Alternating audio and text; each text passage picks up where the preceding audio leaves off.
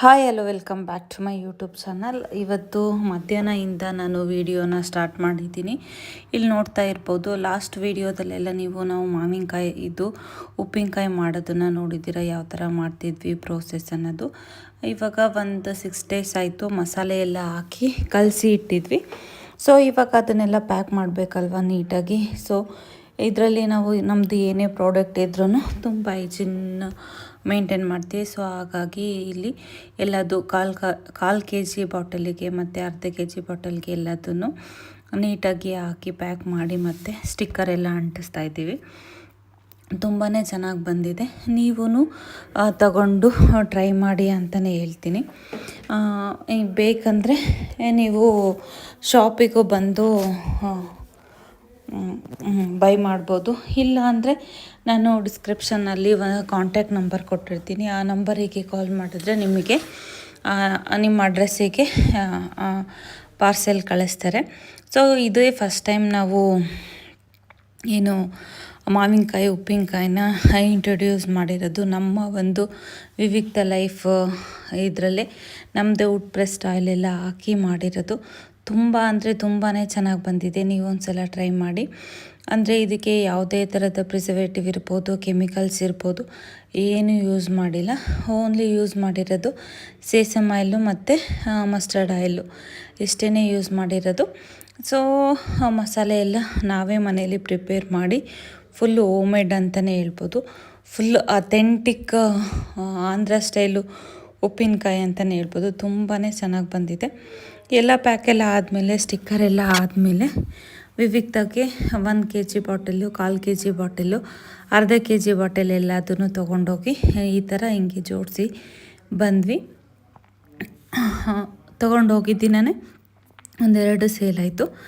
ನಂತರ ಅಲ್ಲಿಂದ ಬಂದು ಮಧ್ಯಾಹ್ನಕ್ಕೆ ಏನಾದರೂ ಮಾಡ್ಕೋಬೇಕಿತ್ತಲ್ಲ, ಹೊಸ್ದಾಗಿ ಎಗ್ ಬಿರಿಯಾನಿ ಟ್ರೈ ಮಾಡೋಣ ಅಂತ ಎಗ್ ಬಿರಿಯಾನಿ ಮಾಡ್ಕೊಳ್ಳೋಕ್ಕೆ. ಯಾಕೆಂದರೆ ಬೇರೆ ಎಲ್ಲ ಥರದ ಎಗ್ ಬಿರಿಯಾನಿ ಉಂಡೆ ಆ ಥರದ್ದು ನೋಡಿದರೆ ಈ ಥರದ್ದು ಎಗ್ ಬಿರಿಯಾನಿ ನೋಡಿಲ್ಲ. ಸೊ ಹಾಗಾಗಿ ಸ್ವಲ್ಪ ಸೋಂಪು, ಚಕ್ಕೆ, ಲವಂಗ ಮತ್ತು ಈರುಳ್ಳಿ, ಹಸಿರುಮೆಣ್ಸಿನ್ಕಾಯಿ, ಶುಂಠಿ ಬೆಳ್ಳುಳ್ಳಿ ಪೇಸ್ಟು, ಪುದೀನ, ಕೊತ್ತಂಬರಿ ಮತ್ತು ಟೊಮೊಟೊ ಪ್ಯೂರಿ ಎಲ್ಲ ಹಾಕಿ ಅದಕ್ಕೆ ಚಿಲ್ಲಿ ಪೌಡ್ರು, ಧನಿಯಾ ಪೌಡ್ರು, ಅರಶಿನ ಮತ್ತು ಜೀರಿಗೆ ಪೌಡ್ರೆಲ್ಲ ಹಾಕಿ ಸ್ವಲ್ಪ ನೀರು ಹಾಕಿ ಸ್ವಲ್ಪ ಬಾಸುಮತಿ ಅಕ್ಕಿನ ನೆನೆಸಿದ್ದು, ಹೀಗೆ ನಾಟಿ ಮೊಟ್ಟೆನ ಒಡೆದು ಈ ಥರ 4 ಸೇರಿಸ್ತಾ ಇದ್ದೀನಿ. ಇದು ನಾಟಿ ಮೊಟ್ಟೆನ ನಾನು ಆನ್ಲೈನಲ್ಲಿ ತರಿಸಿದ್ದು. ತುಂಬಾ ಚೆನ್ನಾಗಿ ಬಂದಿತ್ತು. ನೀವು ಒಂದು ಸಲ ತರಿಸಿ ಟ್ರೈ ಮಾಡಿ. ಅದರಲ್ಲೂ ಈ ಥರ ಬಿರಿಯಾನಿ ನೀವು ಟ್ರೈ ಮಾಡಿದ್ರೆ ತುಂಬಾ ರುಚಿಯಾಗಿ ಟೇಸ್ಟಾಗಿರುತ್ತೆ ಅಂತಲೇ ಹೇಳ್ತೀನಿ. ಆದಮೇಲೆ ಅದರ ನೆಕ್ಸ್ಟ್ ಡೇ ನಾನು ಕಿಚನ್ ಎಲ್ಲ ಕ್ಲೀನ್ ಮಾಡ್ಕೊಳ್ಳೋಣ ಅಂತ ಎಲ್ಲ ಐಟಮ್ಸು ಖಾಲಿ ಆಗಿತ್ತು. ಸೊ ಹಾಗಾಗಿ ನಾನು ಬಾಕ್ಸ್ ಎಲ್ಲದನ್ನು ವಾಶಿಗೆ ಹಾಕಿದ್ದೆ. ಶಮೀನ ನೀಟಾಗಿ ವಾಶ್ ಮಾಡಿಕೊಟ್ಟಿದ್ಲು. ಅದನ್ನೆಲ್ಲ ನೀಟಾಗಿ ಎಲ್ಲದನ್ನು ಫಿಲ್ ಮಾಡಿ ಜೋಡಿಸ್ಕೊಂಡೆ. ನೀವು ನೋಡ್ತಿರ್ಬೋದು ಎಲ್ಲ ಕಚ್ಚಪಿಚಿ ಆಗಿತ್ತು. ಸೊ ಇದನ್ನು ನೀಟಾಗಿ ಜೋಡಿಸ್ಕೊಳ್ಳೋಣ ಅಂತ ನಾನು ಎಲ್ಲದನ್ನು ಒಂದೇ ತೆಗೆದು ಈಚೆ ಇಟ್ಕೋತಿದ್ದೀನಿ. ಯಾಕೆಂದರೆ ಈ ಕಡೆ ಒಂದೇ ಥರ ಇರಲಿಲ್ಲ. ಯಾಕೆಂದರೆ ಇವಾಗ ನನಗೆ ಜಾಸ್ತಿ ಎದ್ದೇಳೋಕ್ಕೆ ಓಡಾಡೋಕ್ಕೆ ಆಗಲ್ಲ ಅನ್ನೋದಕ್ಕೋಸ್ಕರ ಪಾಪ ಶಮೀನನೇ ನನಗೆ ಜೋಡಿಸಿ ಕೊಡ್ತಾಯಿದ್ಲು. ಸೊ ನನಗೆ ಯಾಕೋ ಅವಳು ಜೋಡಿಸಿದ್ದು ಸ್ಯಾಟಿಸ್ಫ್ಯಾಕ್ಷನ್ ಇರಲಿಲ್ಲ. ಬಟ್ ನನಗೆ ಏನೇ ಕೆಲಸ ಮಾಡಿದ್ರು ನನಗೆ ಕೈಗೆ ಸಿಗೋ ಥರ ಇರಬೇಕು, ಅಥವಾ ಇಲ್ಲ ನಾನೇ ಮಾಡ್ಕೋಬೇಕು, ಹಂಗಾದ್ರೇ ನನಗೆ ಸಮಾಧಾನ. ಸೊ ಹಾಗಾಗಿ ನಾನೇ ನೀಟಾಗಿ ಎಲ್ಲದನ್ನು ಒರೆಸಿ ಜೋಡಿಸ್ಕೊತಾ ಇದ್ದೀನಿ.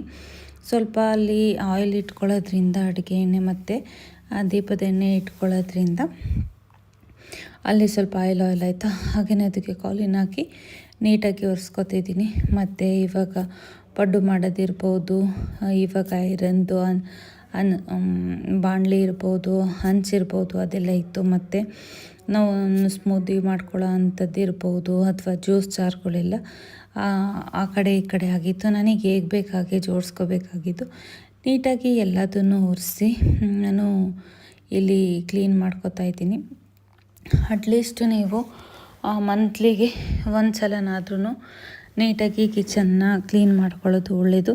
ಮನೆ ಎಷ್ಟು ಕ್ಲೀನಾಗಿರುತ್ತೋ ಅಷ್ಟೇ ಒಳ್ಳೇದಂತ ಹೇಳ್ತಾರೆ. ಯಾಕೆಂದರೆ ಮನೆ ಕ್ಲೀನಾಗಿದ್ದರೆ ಲಕ್ಷ್ಮಿ ಆಟೋಮೆಟಿಕಲಿ ಬರ್ತಾಳೆ ಅಂತ. ಸೊ ಹಾಗಾಗಿ ನೀವು ಮನೇನ ಎಷ್ಟು ನೀಟಾಗಿ ಇಟ್ಕೋತೀರ ಅಷ್ಟು ಒಳ್ಳೆಯದು. ಇವಾಗ ನಾನು ಆಯಿಲ್ನ ಈ ಕಡೆ ಪ್ಲೇಸ್ ಮಾಡ್ಕೊತಿದ್ದೀನಿ.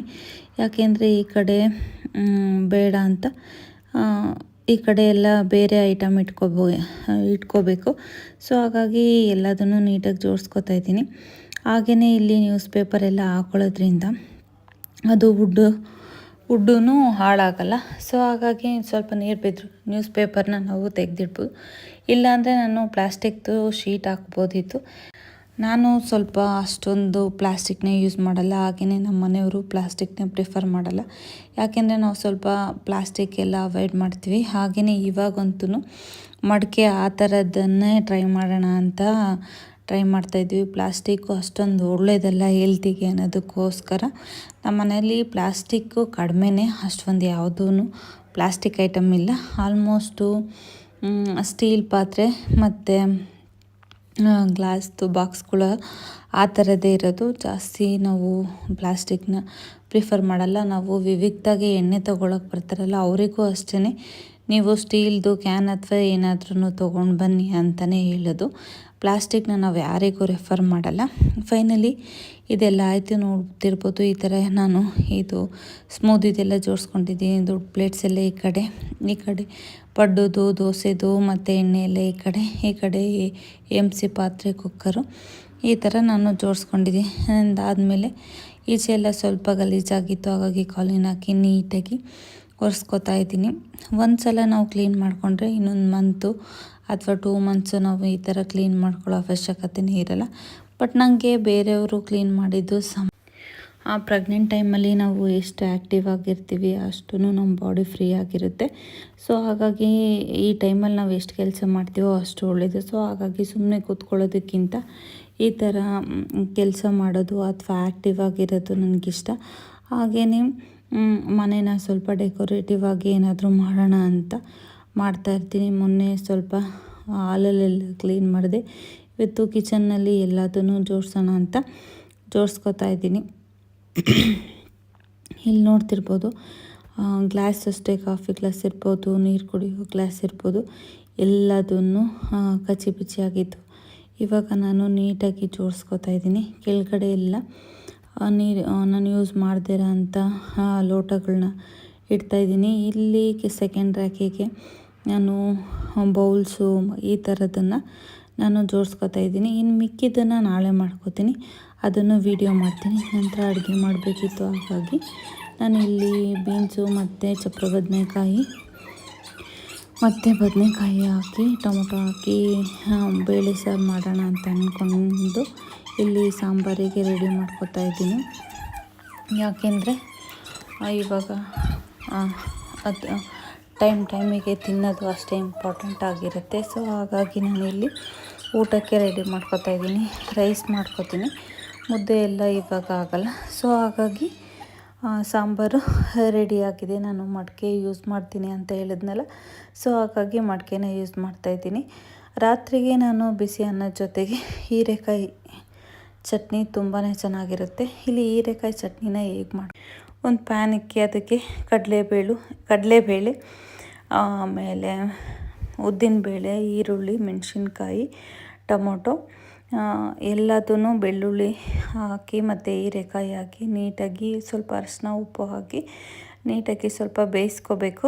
ಒಂದು 5 ನಿಮಿಷ ಬೇಯಿಸ್ಕೊಂಡಾದಮೇಲೆ ಇದಕ್ಕೆ ಸ್ವಲ್ಪ ಎಳ್ಳು, ಹುಣಸೆಹಣ್ಣು, ತೆಂಗಿನಕಾಯಿನ ಸೇರಿಸ್ಕೋಬೇಕು, ಕೊತ್ತಂಬರಿನ ಸೇರಿಸ್ಕೊಂಡು ಮತ್ತೆ ಫ್ರೈ ಮಾಡಿಕೊಂಡು ಅದನ್ನು ಸ್ವಲ್ಪ ತಣ್ಣಗಾದ್ಮೇಲೆ ಮಿಕ್ಸಿ ಜಾರಿಗೆ ಸೇರಿಸಿ, ತುಂಬ ನುಣ್ಣಗೆ ರುಬ್ಬಾರ್ದು, ತರಿ ಥರ ರುಬ್ಬಿ ಈ ಥರ ಒಂದು ಒಗ್ಗರಣೆ ಹಾಕಿದ್ರೆ ಹೀರೆಕಾಯಿ ಚಟ್ನಿ ರೆಡಿ. ಈ ವಿಡಿಯೋ ಇಷ್ಟ ಆಗಿದ್ದರೆ ಪ್ಲೀಸ್ ನನ್ನ ಚಾನಲ್ನ ಸಬ್ಸ್ಕ್ರೈಬ್ ಮಾಡಿ, ಲೈಕ್ ಮಾಡಿ, ಶೇರ್ ಮಾಡಿ, ಕಮೆಂಟ್ ಮಾಡಿ.